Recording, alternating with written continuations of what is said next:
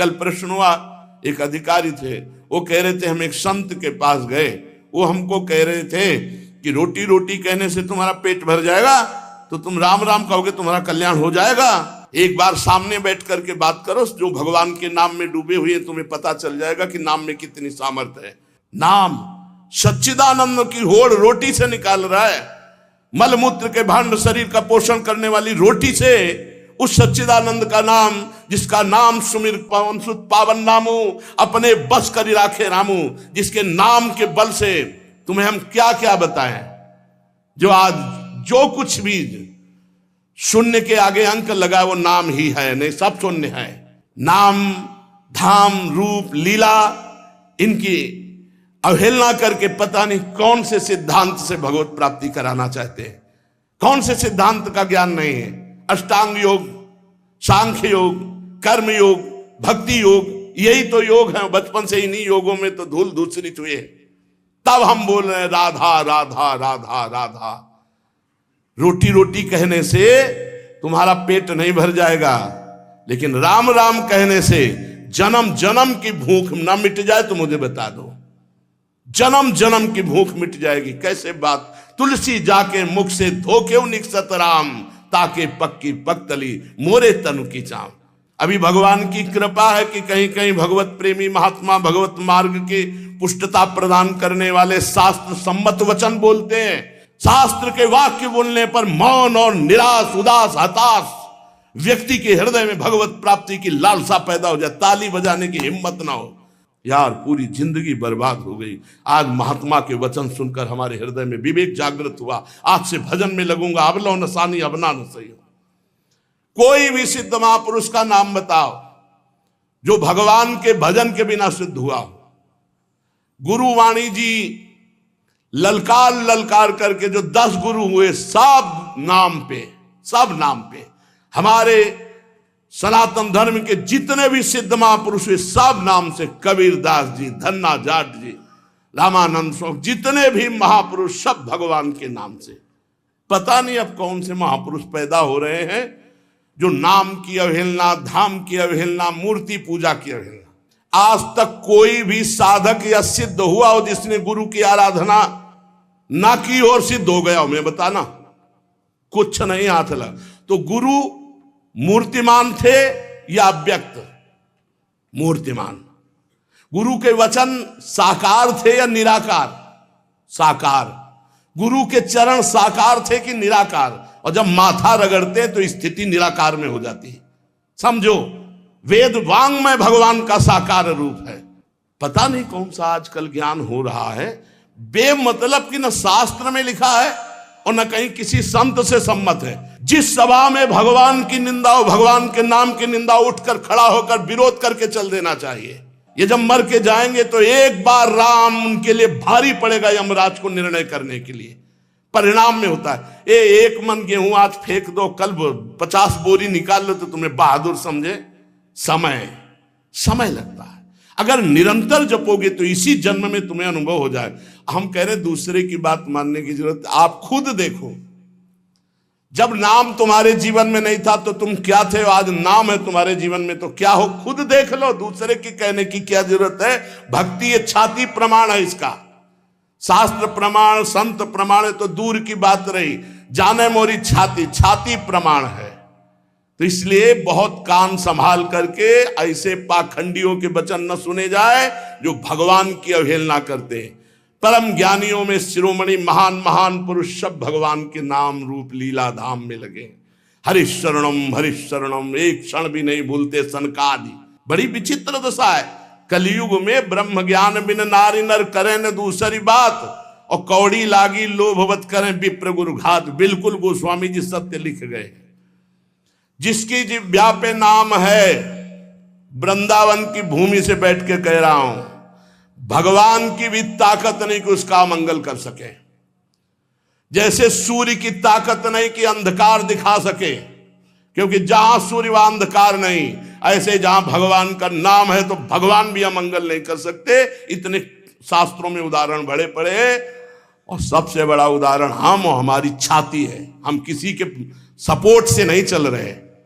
किसी के हम सिखाए या पढ़ाए नहीं चल रहे, नाम भगवान के सपोर्ट से चल रहे हैं, नाम की गर्जना से जी रहे हैं, नाम की गर्जना से दहाड़ रहे हैं। नाम ही हमारा जीवन है। सामने आके बात करे जिसको लगता हो नाम में कितनी ताकत है। नाम ही हमारा जीवन है, नाम ही हमारा सर्वस्व है।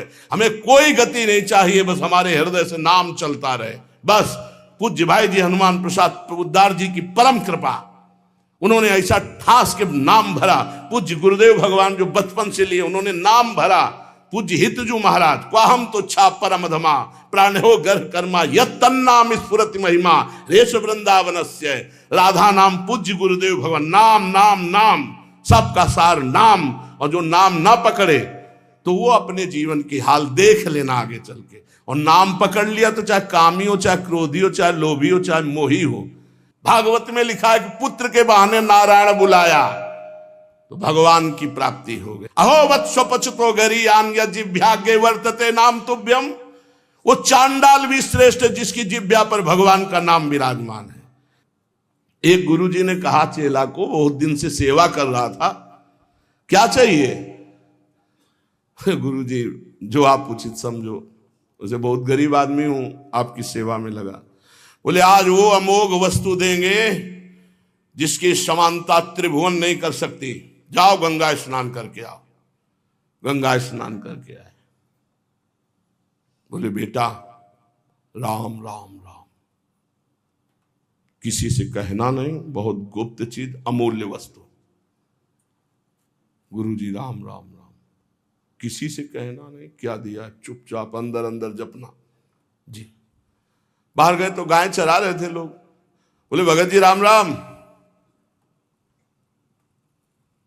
गुरुजी कह रहे थे बड़ी गुप्त वस्तु है, अमोघ वस्तु, फुसला दिया। ये तो एक चरवाहा बोल रहा है हमसे राम राम, वही गुरुजी ने बोला है राम राम। मतलब ऐसा तो नहीं करना चाहिए, इतने बड़े संत को, और हम इतनी सेवा की, हमको फुसला दिया राम राम कह के। दूसरे दिन सेवा में बोले गुरुजी एक बात कहना चाहते। बोले बच्चा बाद में कहना, बहुत जरूरी काम है। वो झोली है, उस झोली में एक वस्तु टंगी है, उसको बेच आओ बाजार में, पर केवल मूल्य भर जानना, बेचना नहीं, खाली वापस आओ, जाओ। वो गुरुजी हमें बात कहने तो बोले तुम्हारी बात जो ही ये काम करके आओगे सो। ले गए तो एक भाटा आलू गाजर बेच रहा था, उससे कहा ये, उसने देखा चमकता हुआ पत्थर, तो बोले 2 किलो बैंगन ले लो। बोले नहीं लाओ। पेन से लिखा कि सब्जी बेचने वाले ने 2 किलो बैंगन इसकी मूल्य लगाया। अब एक बनिया के पास गया, बोले ये लेंगे आप? देखा, उसने कहा चमकता हुआ कोई पत्थर है। कहा 1000 रुपया। बनिया ने 1000 रुपया वापस ला। स्वर्णकार के पास गया, उसने देखा कि है तो हीरा, पर ऐसे गंवार के पास असली हीरा कहाँ से हो सकता है। उसने कहा 1 लाख रुपए देंगे। 1 लाख रुपए स्वर्णकार ने। और जौहरी के पास गया, जौहरी ने देखा, उसने कहा कि 1 करोड़ रुपया। जौहरी सबसे बड़े जौहरी के पास गया, उसने कहा ईमानदारी के बाद बताएं, हमारे यहाँ जितने हीरे सोना चांदी के आभूषण सब ले जाओ तो भी इस हीरे की कीमत नहीं है, इस लोक का है नहीं, ये अमूल्य हीरा है। अमूल्य हीरा, सबसे बड़े जौहरी। गुरुजी बेचे आए? आपने कहा तो वापस ले आना, कीमत पता लगाया है। क्या? तो बोले बैंगन बेचने वाला कह रहा था 2 किलो बैंगन ले लो, पूरा सबका बता। बोले बेटा अगर हम ना कहते तो तुम 2 किलो में ये अमूल्य हीरा बेच आते। ए बेटा, जैसे इस हीरे की कीमत कोई बड़ा जौहरी जानता है, ऐसे भगवान नाम की कीमत कोई नाम जापक महापुरुष जानता है। ये संसारी भोग वासनाओं में लिप्त ये थोड़ी नाम की महिमा को जानते हैं। नाम की अपार महिमा है। जितना जो नाम जप करेगा उसके अंदर वो प्रकाशित होगा। कलयुग केवल नाम आधारा, सुमिर सुमिर नर उतरे पारा। मान लो हमारी जो मानना है, नाम कृतयुगे ध्यायते विष्णुम तेतायाम यजते मखई द्वापरे परिचर्यायाम कलौ तद्धरि कीर्तनात्। हरेर्नामयु हरेर्नामयु हरेर्नामयु केवलम कलौ नास्तेव नास्तेव नास्तेव गति अन्यथा केवल नाम, केवल नाम। आज प्रवचन को, भगवत चर्चा को, भगवत धर्म के मार्ग को, सनातन धर्म के मार्ग को समझने के लिए पहले जितेंद्रियता, पवित्रता, स्वयं आचरण शास्त्र के अनुसार, तब हम उसके बोलने का अधिकार रखते हैं। आज बोलने का ही केवल अधिकार रखते हैं, आचरण का नहीं।